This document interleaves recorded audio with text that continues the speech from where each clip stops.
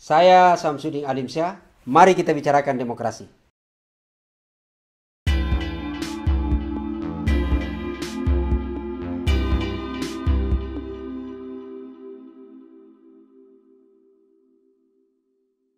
Kenapa politik dinasti tumbuh subur di Indonesia? Ada anak presiden yang menjadi wali kota dan keluarga menjadi penguasa partai. Bagaimana perspektif Pak Ustadz? Ya, tumbuh subur gitu ya, ibarat tanaman saja tidak dipupuk itu bisa tumbuh subur. Saya jujur menganalogikan sebenarnya politik dinasti itu ibaratnya tanaman benalu. Kalau kita tahu atau pernah melihat, dan saya yakin kita semua pernah melihat yang namanya tanaman benalu. Tanaman ini itu tumbuh bisa di mana saja dan tidak menjadi penting tumbuhnya benalu ini. Tapi yang harus kita lihat bahwa benalu kalau dia tumbuh itu menghisap sendi-sendi, menghisap sumber penghidupan yang ditempati mereka untuk tumbuh, dan secara perlahan itu kemudian menyiksa, bahkan lama-kelamaan di mana tumbuh ini itu akan mati. Misalnya kalau pohon cengkeh di situ benalu ada, maka kalau tidak segera diatasi maka cengkeh itu akan mati. Begitulah politik dinasti. Memang sebenarnya politik dinasti ini tidak serta-merta secara langsung mematikan, tapi secara perlahan kita akan lihat efeknya itu bisa mematikan sendi-sendi demokrasi. Minimal pada proses regenerasi kepemimpinan yang tidak berjalan secara sehat.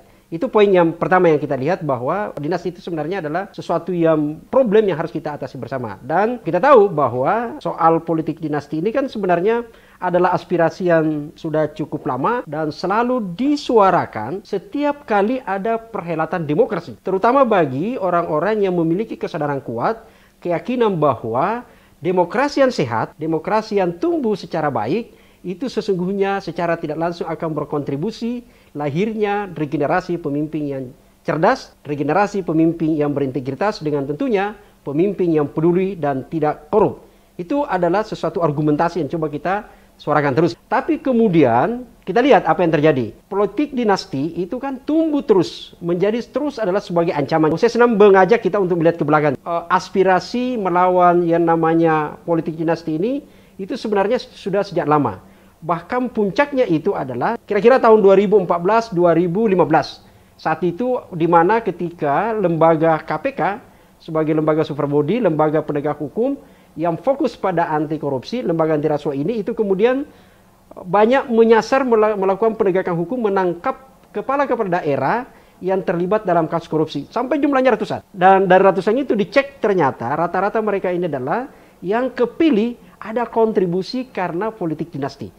Terakhir pada saat itu, masih ingat di tahun 2015, itu ada ketangkap dalam waktu yang hampir bersamaan, yaitu adalah Bupati Klaten gitu ya, di Jawa Tengah, lalu kemudian ada Bupati di Ciamis gitu. Kita lihat pada saat itu, Jawa Barat. Itu kemudian ketangkap, lalu semua menjadi sadar. Kita gelisah problem itu, ini harus diakhiri. Pada saat itu, bersamaan juga dari DPR, sama-sama sepakat bahwa bahaya politik dinasti hari ini itu harus ada solusi yang ditawarkan kepada publik untuk mencegah. Karena bagaimanapun juga fakta, bahkan berbagai survei menyatakan bahwa politik dinasti potensial korup. Maka ada momen pada saat itu di pembahasan undang-undang revisi atau pengganti dari Undang-Undang Nomor 1 Tahun 2015, itu kemudian direvisi menjadi Undang-Undang Nomor 8 Tahun 2015 tentang pilkada. Nah, pada saat itu pemerintah sepakat untuk mengatur satu khusus norma di pasal 7 huruf R, larangan untuk. Jadi meskipun bahasanya menyatakan bahwa boleh siapa saja warga negara menjadi calon kalau memenuhi syarat tidak memiliki hubungan darah, kekerabatan, kekeluargaan dengan petahana gitu. Minimal ada jeda 1 tahun gitu ya. Itu disepakati karena ada banyak argumentasi yang didapatkan pada situ ya. Kesadaran-kesadaran itu diatur dalam pasal itu yang kemudian memang agak tegas menyatakan bahwa warga negara Indonesia yang dapat menjadi calon gubernur, calon wakil gubernur, bupati, wakil bupati atau wali kota dan wakil wali kota itu adalah memenuhi persyaratan tidak memiliki konflik kepentingan dengan petahana.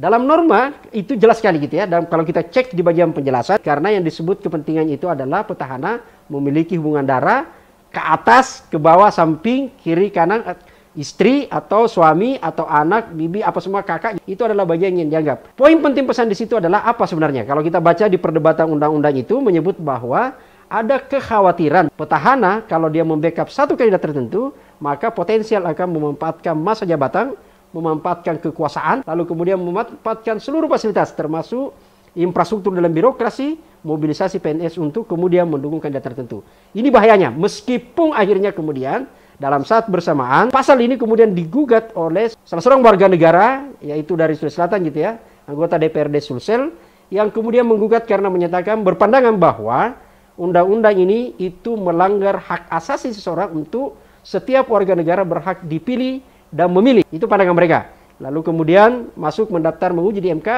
dan ternyata MK itu berpandangan yang sama.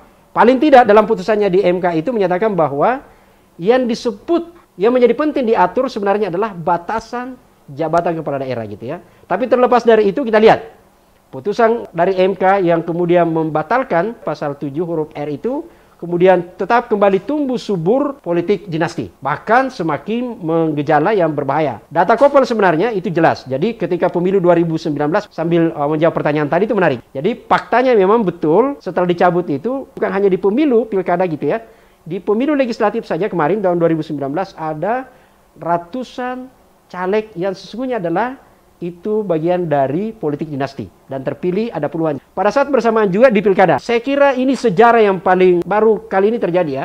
Ada seorang anak kepala negara, seorang anak presiden itu kemudian ada anaknya, ada menantunya itu masuk menjadi kandidat dan akhirnya kepilih. Ada yang bertanya kepada saya, apa yang sebenarnya dilanggar? Kandidat ini maju, toh kan di MK sudah ada keputusan menyatakan bahwa politik dinasti itu fine saja, boleh-boleh saja. Apa dilanggar? Jawaban saya sederhana bahwa secara prosedural, secara hukum memang tidak ada dilanggar.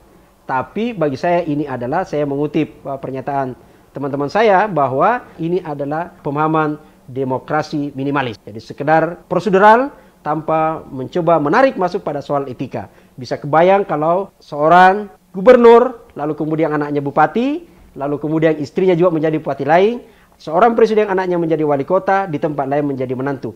Kira-kira gimana pola komunikasi dalam pemerintahan yang terjadi. Itu yang saya kira harus kita lihat. Dan tapi yang di luar itu poin penting yang harus dicek adalah bahwa politik dinasti itu setidaknya berimplikasi langsung pada regenerasi kepemimpinan. Dan itu tidak sehat dalam sebuah dunia demokrasi.